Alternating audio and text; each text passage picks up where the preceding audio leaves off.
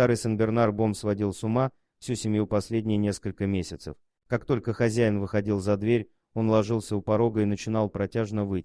Супружеская пара Татьяна и Владимир после выхода на пенсию переехали жить в загородный дом и исполнили свою давнюю мечту, завели Сенбернара. Когда они жили в квартире, места для большой собаки не было, но территория частного дома позволила им это сделать. С тех пор прошло 10 лет, Сенбернар Бом стал старым, но по-прежнему верно служил своим хозяевам. Татьяна написала письмо в редакцию SM News, чтобы рассказать свою историю. Несколько месяцев назад Сенбернар стал странно себя вести, он постоянно ходил за Владимиром, а когда мужчина уходил, пес ложился у двери и начинал протяжно выть. Сначала Татьяна не обращала внимания, но потом ей стало жутко, когда Сенбернар ложился и выл часами, пока не возвращался хозяин. Она отправляла пса в вольер на улицу, чтобы не слушать эти пугающие звуки. Однако через несколько месяцев она поняла, что несправедливо обращалась с Бомом. В сентябре Владимир поехал в санаторий и перед этим сдавал анализы в поликлинике.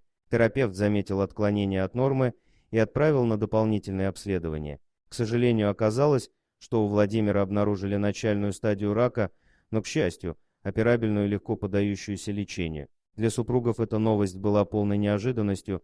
Владимир всегда вовремя проходил все обследования от работы и часто сдавал анализы. Однако рак болезнь очень непредсказуемая. И тогда супруги поняли, что первым изменения заметил Бом, и именно поэтому он так странно себя вел. Татьяна извинилась перед Сенбернаром и расцеловала его. Верный пес улегся головой на колени хозяину и стал лизать руки. Ведь он так сильно переживал и хотел помочь ему, но никак не мог объяснить.